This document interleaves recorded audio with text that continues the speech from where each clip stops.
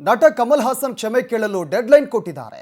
ಕ್ಷಮೆ ಕೇಳದಿದ್ದರೆ ತಗ್ ಲೈಫ್ ಚಿತ್ರ ರಿಲೀಸ್ಗೆ ಬಿಡಲ್ಲ ಅಂತ ಡೆಡ್ಲೈನ್ ಕೊಟ್ಟಿರೋದು. ನಟ ಕಮಲ್ ಹಾಸನ್ ವಿವಾದಾತ್ಮಕ ಹೇಳಿಕೆ ವಿಚಾರಕ್ಕೆ ಸಂಬಂಧಪಟ್ಟಂತೆ ಅವರು ಈ ಕೂಡಲೇ ಕ್ಷಮೆ ಕೇಳಬೇಕು ಅಂತ ಡೆಡ್ಲೈನ್ ಕೊಟ್ಟಿರೋದು. ಅವರ ಸಿನಿಮಾವನ್ನ ಇಲ್ಲಿ ಬಿಡುಗಡೆಗೆ ಅನುಮತಿ ಕೊಡೋದಿಲ್ಲ. ಫಿಲ್ಮ್ ಚೇಂಬರ್ನಲ್ಲಿ ನಡೆದಂಥ ಸಭೆಯಲ್ಲಿ ನೇರ ಎಚ್ಚರಿಕೆ ಕೊಟ್ಟಿದ್ದಾರೆ. ನಾಳೆ ಸಂಜೆಯ ಒಳಗಾಗಿ ಕಮಲ್ ಹಾಸನ್ ಕ್ಷಮೆ ಕೇಳಬೇಕು. ಕ್ಷಮೆ ಕೇಳದಿದ್ರೆ ಸಿನಿಮಾ ರಿಲೀಸ್ ಇಲ್ಲ ಅಂತ ಫಿಲ್ಮ್ ಚೇಂಬರ್ ಸ್ಪಷ್ಟನೆ ಕೊಟ್ಟಿದೆ. ಫಿಲ್ಮ್ ಚೇಂಬರ್ ಮೂಲಕವೇ ಕಮಲ್ ಹಾಸನ್ಗೆ ಡೆಡ್ಲೈನ್ ಕೊಟ್ಟಿರೋದು. ಫಿಲ್ಮ್ ಚೇಂಬರ್ನಾಗೆ ನುಗ್ಗಿ ಪ್ರತಿಭಟನೆಯನ್ನು ಮಾಡಿದ್ರು ಕರವೇ ಸಂಘಟನೆ. ಇವತ್ತು ಫಿಲ್ಮ್ ಚೇಂಬರ್ ಒಳಗಡೆ ನುಗ್ಗಿ ಕರವೇ ಕಾರ್ಯಕರ್ತರು ಇವತ್ತು ದೊಡ್ಡ ಮಟ್ಟದಲ್ಲಿ ಪ್ರತಿಭಟನೆ ಮಾಡಿದ್ರು. ಆ ಪ್ರತಿಭಟನೆ ಬೆನ್ನಲ್ಲೇ ಫಿಲ್ಮ್ ಚೇಂಬರ್ ಇದೀಗ ಡೆಡ್ಲೈನ್ ಅನ್ನು ಕೊಟ್ಟಿರೋದು. ಕಮಲ್ ಹಾಸನ್ ಈ ಕೂಡಲೇ ಕ್ಷಮೆಯನ್ನ ಕೇಳಬೇಕು ಅಂತ. ನಾಳೆ ಸಂಜೆಯ ಒಳಗಾಗಿ ಕಮಲ್ ಹಾಸನ್ ಕ್ಷಮೆ ಕೇಳಬೇಕು, ಇಲ್ಲದಿದ್ದರೆ ಅವರ ಸಿನಿಮಾವನ್ನ ನಾವು ಇಲ್ಲಿ ಬಿಡುಗಡೆಗೆ ಅನುಮತಿ ಕೊಡೋದಿಲ್ಲ ಅಂತ ಹೇಳಿದ್ದಾರೆ.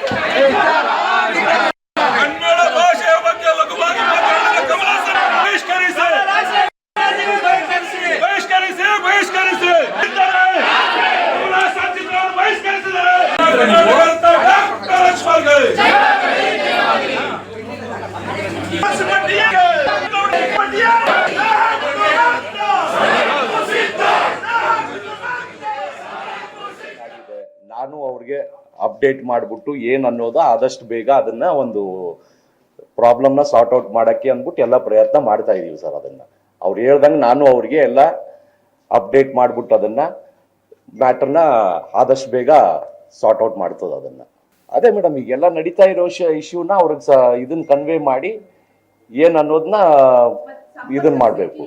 ಇಲ್ಲ ಮೇಡಮ್, ಅವರು ಈಗ ಬೇರೆ ಇವೆಂಟ್ಸು ಅದರಲ್ಲಿ ಬ್ಯುಸಿ ಇದ್ದಾರೆ. ಸೊ ಕಮ್ಯುನಿಕೇಟ್ ಮಾಡಿಕೊಂಡು ಅದನ್ನ ಅಷ್ಟು ಎಷ್ಟು ಬೇಗ ಆಗುತ್ತೆ ಅದನ್ನ ಸಾರ್ಟ್ ಔಟ್ ಮಾಡ್ತೀವಿ. ಅದನ್ನ ಈಗ first will try to communicate once it sorts out it's better in good ಅಲ್ಲ. ಅದನ್ನ ಆಮೇಲೆ ಮಾತಾಡೋಣ ಮೇಡಮ್, ಈಗ ಬೇಡ. ಫಸ್ಟ್ ಲೆಟ್ ದಟ್ ಹ್ಯಾಪನ್, ಅದನ್ನ ಆಗ್ಲಿ ಫಸ್ಟ್. ಪಕ್ಕಾ ಕರ್ನಾಟಕದವ್ರು ಸಾಹೇಬ್ರು ಫೋನ್ ಮಾಡಿದ್ರು, 12 ಗಂಟೆಗೆ ಅವರು ಹೊರಗೆ ಹೇಳಿದ್ದಾರೆ. ಅವ್ರ ಜೊತೆಗೆ ಹೋಗ್ತಾ ಇದ್ವಿ. ಏನ್ ಮಾಡ್ಬೇಕು ಅನ್ನೋದು ಮುಂದೆ 1 hour ಅಲ್ಲಿ ತಿಳಿಸ್ತೀವಿ. 1 ಗಂಟೆ ಮೇಲೆ ತಮ್ಮನ್ನೆಲ್ಲರೂ ಕರಿತೀವಿ.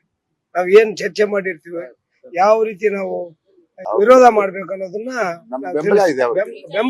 ನಾವು ಹೋಗ್ತಾ ಇದ್ವಿ 12 ಗಂಟೆ ನಮ್ ಚರ್ಚೆ ಆದ್ಮೇಲೆ ಅಲ್ಲಿ ಹೋಗ್ತೀವಿ. ಬರಕ್ ಹೇಳಿದ್ರು, ಅವ್ರ ಸಪೋರ್ಟ್ ತಗೊಂಡು ಏನ್ ಮಾಡ್ಬೇಕು ಮಾಡ್ತೀವಿ. ಸಾಹೇಬ್ರು ಫೋನ್ ಮಾಡಿ ಕಮಲ್ ಹಾಸನ್ ಒಬ್ಬ ಅದ್ಭುತ ನಟ ಇರ್ಬೋದು, ಆದ್ರೆ ಭಾಷೆ ವಿಷಯದಲ್ಲಿ ಕನ್ನಡಕ್ಕಿಂತ ದೊಡ್ಡವನಲ್ಲ ಅವನು.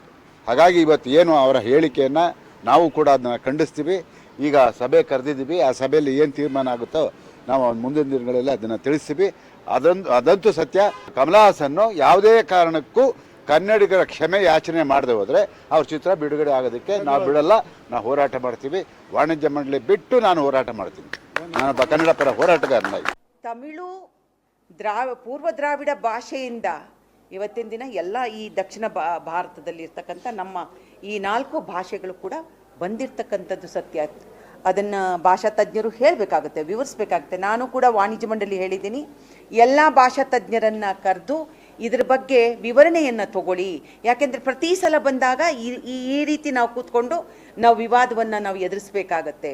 ಯಾರೂ ಕೂಡ ಲಘುವಾಗಿ ಕನ್ನಡ ಭಾಷೆಯ ಬಗ್ಗೆ ಯಾರ ಹೊಟ್ಟೆಯಿಂದ ಯಾರೂ ಬಂದಿಲ್ಲ. ಅಕ್ಕ ತಂಗಿಯರು ಅಂತ ಹೇಳಿದ್ದಿದ್ರೆ ನಮಗೆ ಬೇಜಾರಾಗ್ತಿರ್ಲಿಲ್ಲ. ನಾವು ಯಾರ ಹೊಟ್ಟೆಯಿಂದನೂ ಬಂದಿದ್ದಲ್ಲ, ಸ್ವತಂತ್ರವಾಗಿ ಬಂದಿರತಕ್ಕಂಥದ್ದು ಕನ್ನಡ. ಅದರಿಂದಾಗಿ ಇದು ಬಗೆಹರಿಸಬೇಕಾಗತ್ತೆ. ಬಗೆಹರಿಯೋ ನಿಟ್ಟಿನಲ್ಲಿ ವಾಣಿಜ್ಯ ಮಂಡಳಿ ಭಾಳ 1 ದಿನದ ಸಮಯವನ್ನು ತಗೊಂಡಿದೆ. ಜವಾಬ್ದಾರಿಯನ್ನು ಹೆಗಲ ಮೇಲೆ ಹಾಕ್ಕೊಂಡಿದೆ. ಯಾಕೆಂದರೆ ಅವರು ಬರಲೇಬೇಕಾಗತ್ತೆ.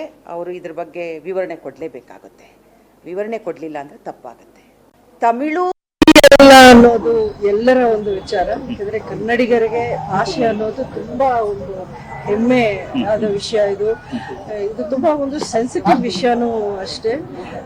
ಸೊ ಏನೇ ಇರಲಿ ಅವರ ಅಭಿಪ್ರಾಯ ಅವರು ತಿಳಿಸಿದ್ದಾರೆ. ಈಸ್ ಅ ಸೀನಿಯರ್ ಆರ್ಟಿಸ್ಟ್, ಆ ಗೌರವ ಇದೆ ನಮ್ಮೆಲ್ರಿಗೂ.